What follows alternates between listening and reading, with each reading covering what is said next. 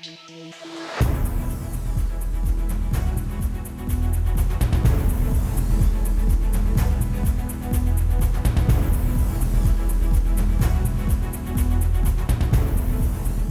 evening, I'm Maciej Mikos and you're watching Ukraine Brief on TVP World. Today is the 1337th day of Russia's full-scale invasion of Ukraine. Russia carried out another large-scale attack overnight on October 22nd, launching 28 missiles and 405 drones, targeting energy infrastructure and residential areas across Ukraine, killing 11 people and wounding at least several dozen over the past 24 hours. Russian attacks continue targeting critical infrastructure in Ukraine's northern regions, striking Sumy and Chernihiv again on October 21st, leaving hundreds of thousands without power and many without water. In Chernihiv, local authorities set up resilience points, tents equipped with stoves and generators, to provide residents with heat and electricity. Meanwhile, many people brought containers to fill from water tanks. Later, on October 21st, a Russian drone attack on the town of Novhorod-Siversky in the Chernihiv region killed 4 civilians and wounded 10 others. On the same day, a Russian Shahid drone struck the city of Sumy, hitting a roadway, wounding at least 3 people, damaging cars and civilian infrastructure, also shattering windows in nearby buildings with the blast wave. In Kyiv, 2 people were killed and 25 wounded, while the national police in the Kyiv region reported that a Russian drone strike overnight killed 3 people, including 2 young children, and caused fires that damaged homes and cars. The attacks continued through most of the night and into early Wednesday as Russia launched ballistic missiles, followed by drone strikes on Kyiv and the region.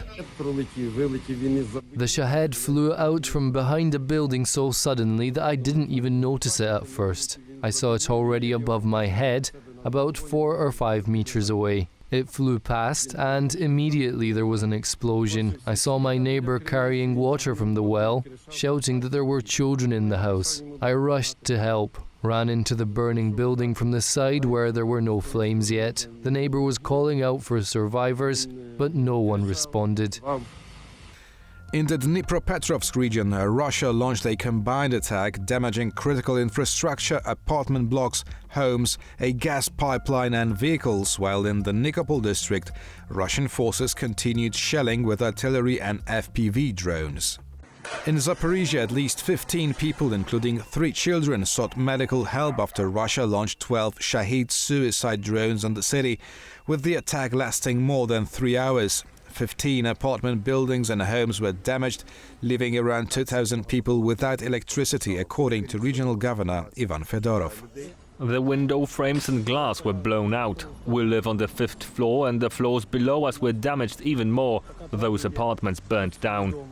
In the eastern Donetsk region, Russian forces launched more than 20 attacks using guided bombs, suicide and FPV drones, killing 2 people and wounding 2 others in Konstantinivka, while continuing to damage homes, apartment buildings and administrative structures in Dobropilya, Liman, Świętochirsk, Kramatorsk, Druszkivka and Konstantinivka.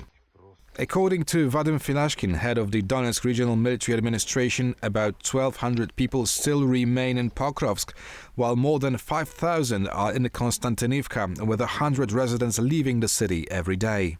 In the south, Russian forces continue drone attacks on energy and port infrastructure in the Odessa region, while artillery is shelling residential areas in Kherson.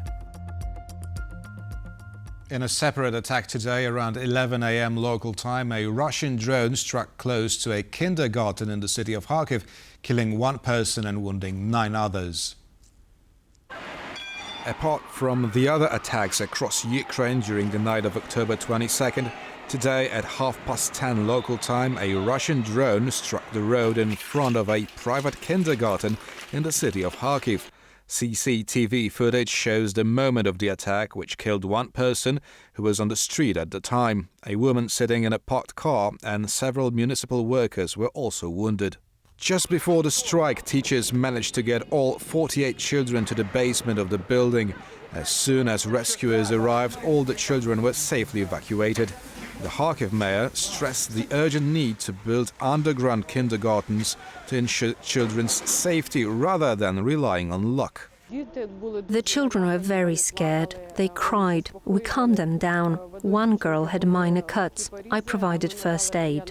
We evacuated the children to the shelter and calmed them down as they were crying. Children are children. They ask for their parents. They were worried and scared. They were shaking and they were stressed out. Ukrainian President Volodymyr Zelenskyy and Swedish Prime Minister Ulf Kristersson signed a letter of intent concerning a major export deal on Gripen fighter jets. The two leaders discussed the export deal during Zelenskyy's visit to Sweden and the Swedish defense industry group Saab, which makes the Gripen fighter jet, the global eye surveillance aircraft, missile systems and other equipment. Ahead of the visit, Kristersson said that Zelenskyy would be looking at one of the world's absolute best fighter jets.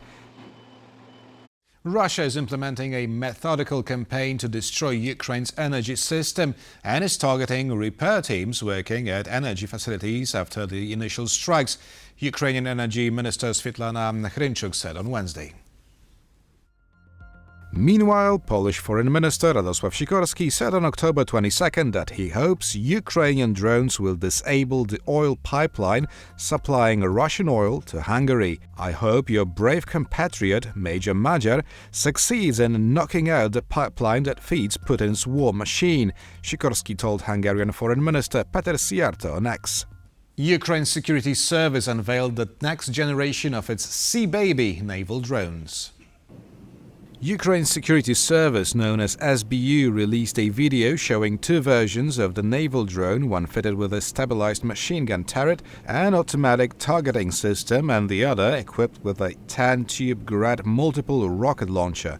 According to the SBU, the enhanced Sea Baby drones have a range of over 1,500 kilometers, can carry up to 2,000 kilograms of payload, and are powered by reinforced engines paired with an advanced navigation system. And that's all from Ukraine for now. Thank you for watching and stay with us for more here on TVP World and tvpworld.com.